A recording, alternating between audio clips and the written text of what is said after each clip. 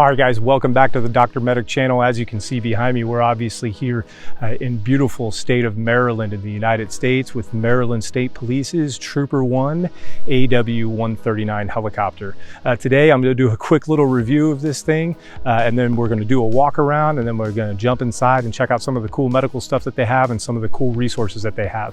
Also talk a little bit about the company and the agency and kind of what it means to be a flight paramedic here and how their crew kind of is set up. So stay tuned, check it out, be right back.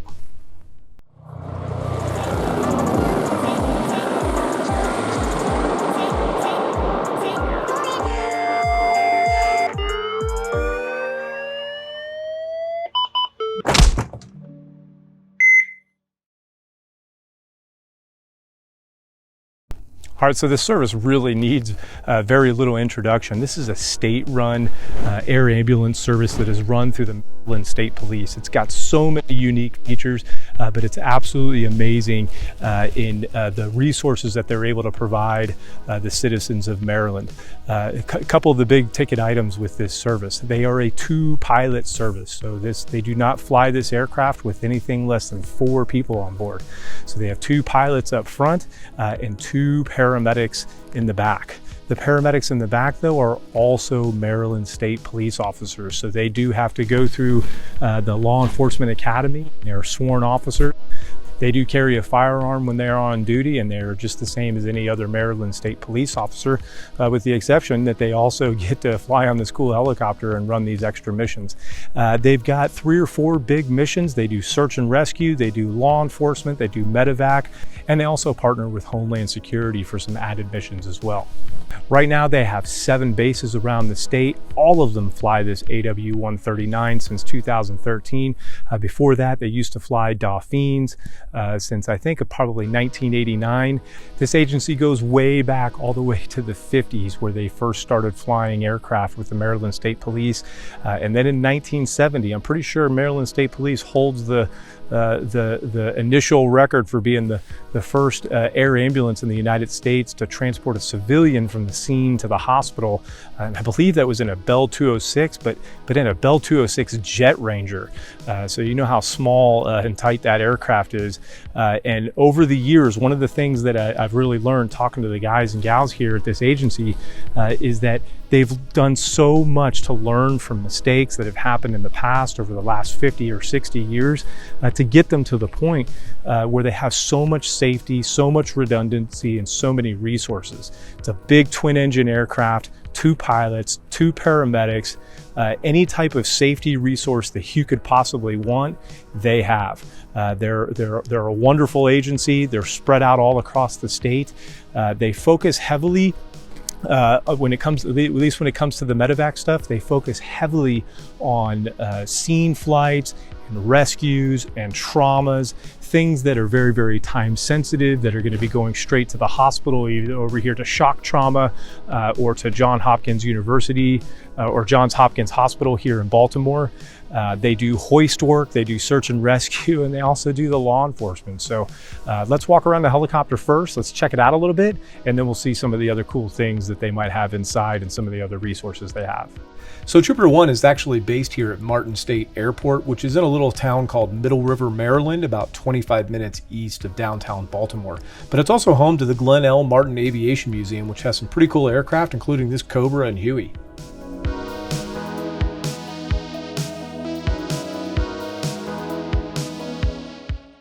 So lifting up the nose of the aircraft here shows where most of the avionics are stored, as well as the awesome forward-facing weather radar. Okay, so right here on the front, underneath the aircraft, you can see that they have this huge camera here, which actually has 3 cameras in it. It's got a wide angle, it's got a super narrow angle, but it also has a forward-looking infrared camera, which is that infrared camera that you see where they can see in the dark, but they can also see in the day with this camera. So it's not just a nighttime camera. This is actually controlled by the paramedics in the back, and we'll kind of go over that and talk about that in a little bit. You can see up here, they do have a wire strike system. There's not one on the bottom, and that's most likely because, you know, this aircraft has retractable landing gear, and You don't really need to have a wire strike system to protect that because there's really nothing under there for the wire to get caught on except for this camera, but there's really no way to put a wire strike system, in front of that camera. Moving along back here to the spotlight, this isn't just any spotlight, this is a tracker beam light that also, again, is controlled by the paramedics in the back. I think the pilots can control it, but the main thing is that the paramedics control it in the back. It can be slaved to the camera system in the front, or it can be operated independently. It's got a lot of different lights on it, a lot of different colors, and that's what they use as their main search and rescue light. Okay, and so just looking up top, look at this giant 5-blade rotor system. This is absolutely insane. It's 45 feet in diameter with a full titanium hub, which just gives this aircraft such an amazing amount of lift and control, and it's actually quieter than a lot of the aircraft that I've been around, or at least a lot of the helicopters that I've been around. These engines are absolutely ridiculous. They are Pratt & Whitney engines, and that engine right there makes 1,500 horsepower. And there's 2 of them. So this aircraft has over 3,000 horsepower, which is just an insane number when you're talking about a medevac medium lift helicopter. It's absolutely wonderful. And so over here on this side, you can see this setup that they have right here, and this is called a fast rope insertion. So if you've seen helicopters where they're dropping troops to the ground or something like that, where they're rappelling from ropes or rappelling using ropes, this is a system that they would use. They don't really use that much here, but they have that capability nonetheless. Kind of moving along the side here, this is going to be where their rear compartment is. They're going to have a whole separate, another med kit in there. We'll kind of look at it on the other side, and we'll come back to that. So let's jump inside their hangars real quick and take a look at some of the resources that they have inside. Okay, so like I said, one of the great things about this agency is that they have so many resources. Now, they don't have a full simulator, but they do have this giant flight training device here. We're going to go up and take a look at it real quick. Adam was up here flying, but I think he crashed it already, but we'll take a look. This is about as realistic as it gets. It looks just like their regular aircraft, but officially this is not a simulator because the simulator doesn't move, and instead the screen outside gives the illusion of flying.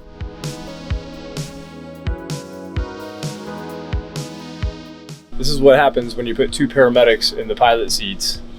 We're going out over the bay to look at the bridge.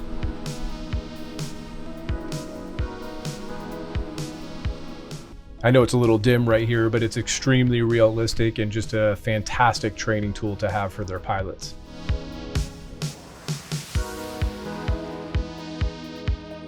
They even have a full-size ambulance that allows them to practice jumping in the back, taking care of patient care, and then transferring the patient to their helicopter.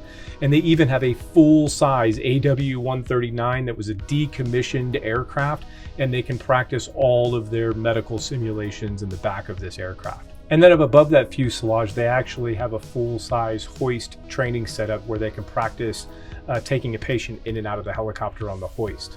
The Maryland State Police Aviation Command obviously has a lot of history and a lot of tradition, and you can just see it all throughout their training facility.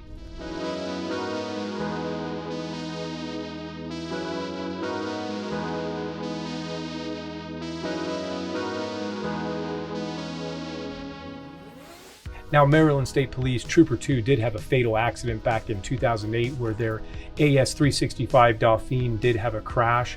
And they do have a beautiful memorial here honoring those that lost their lives. I'm sure there'll be a story on that coming on this channel soon. Okay, moving around here to the back, look at this tail rotor. This thing is 4 blades and is almost the size of a lot of the main rotors on some of the helicopters that I've been with on the past. Absolutely amazing. They've got this beautiful badge in the back right here.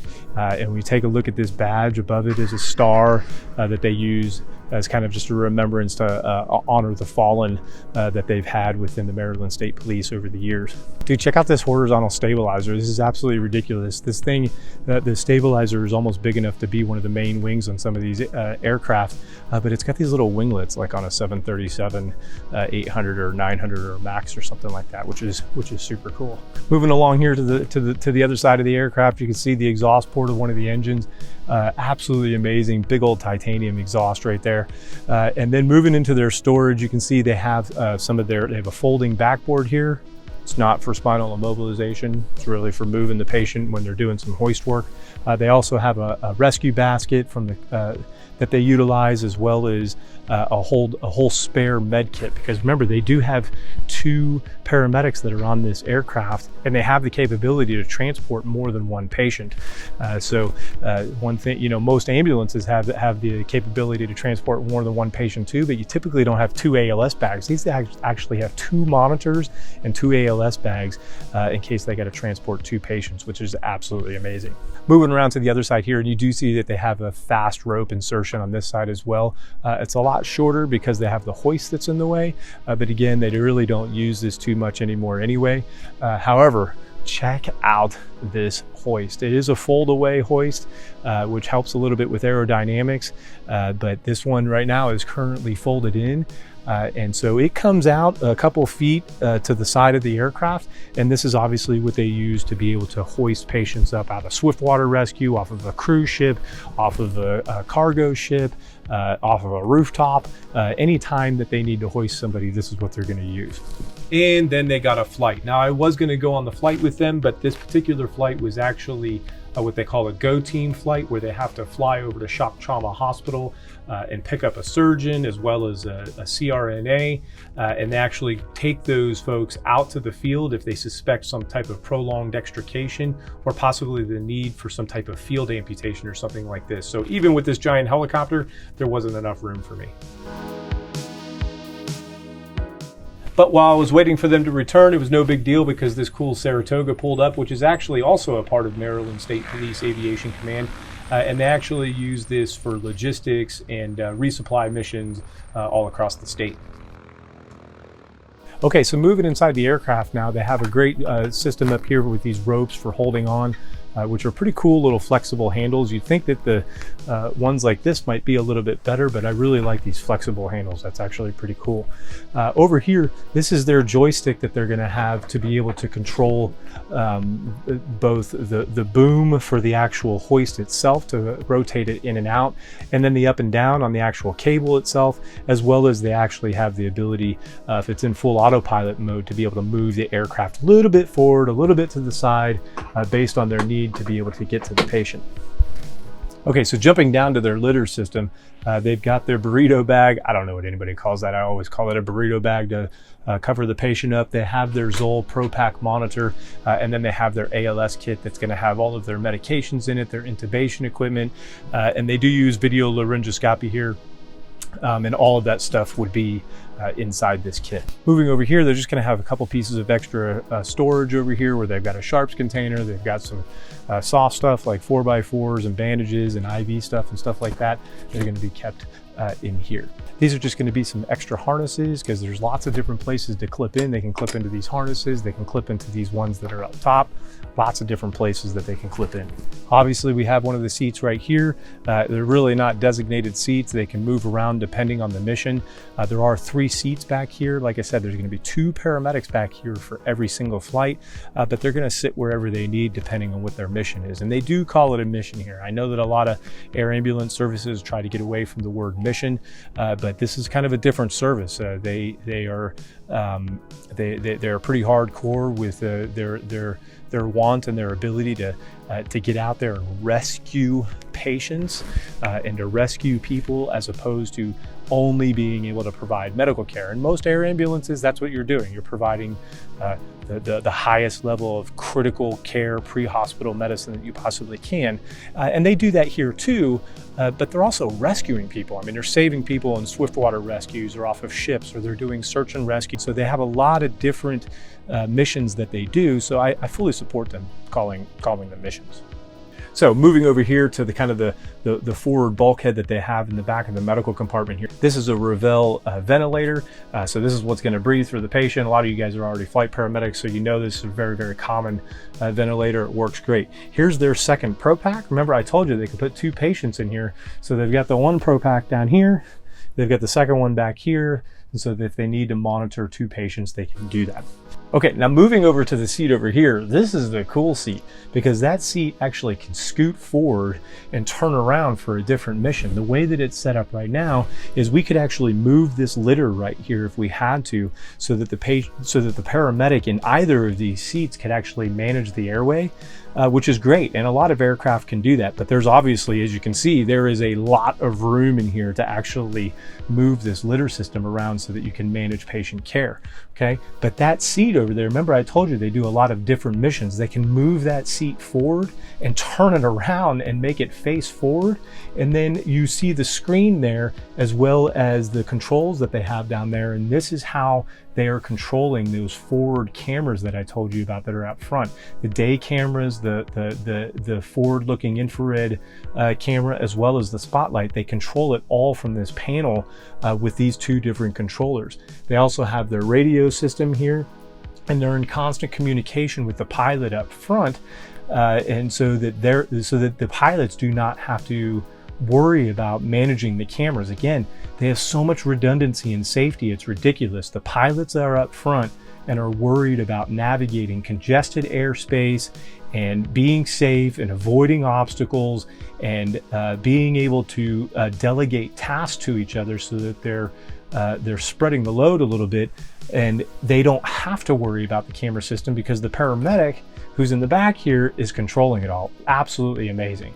Moving to the back over here, this other seat as well can be moved and turned as well, and you can see on the back bulkhead there, they have one of their audio controllers as well as their radio. There's a separate audio controller up here for whoever's sitting more towards the front. And then you have this tunnel here in the back, and this is where they have some of their gloves. They have their pediatric kit here, which is really, really cool. You got to check out this Scram pediatric bag that kind of has pictures laid out of how they can take out their equipment and plan and make sure that they actually have all their equipment laid out kind of within the bag before they actually intubate the patient. They've got a fire extinguisher back there as well as some extra blankets, and they also they have a whole blood program, so they actually fly around with 2 units of whole blood, which is absolutely amazing. And I know a lot of helicopter services out there carry packed red blood cells, which is also really, really cool, or maybe they carry platelets or plasma, but in this case they're carrying whole blood, which the science is saying all day long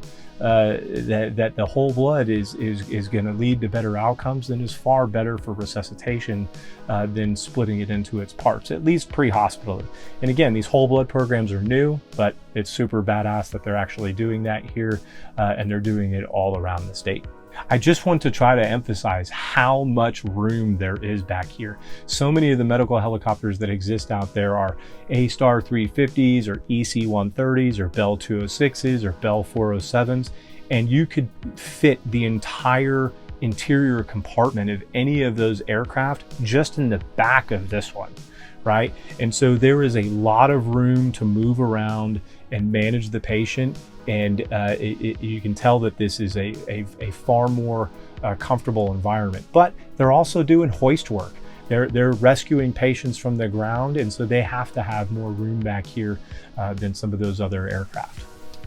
I wanted to be quick with their time in the cockpit because these guys were about to catch a flight, but in short, they have pretty much every piece of technology you can think of, including auto hover and a full 4-axis autopilot system. And even with all that, this aircraft could be certified for single pilot IFR, but they still choose to have 2 pilots, and all 4 crew members wear NVGs. And you can't go to Baltimore without stopping by the beautiful Oriole Park at Camden Yards, one of the original absolute most beautiful throwback stadiums that we have in the United States. And I even got to hang out with my childhood hero, Cal Ripken Jr. for the entire game. What a dream. Okay, so there you have it. This is Maryland State Police's awesome AW139. Like I said, an absolutely amazing service. They are actually hiring right now, which is pretty rare. So if this is something that you're interested in, I would definitely apply. Yes, you have to be a law enforcement officer too, but in my opinion, that's just one more perk of the job. They actually can hire people and do training within, which is super, super cool.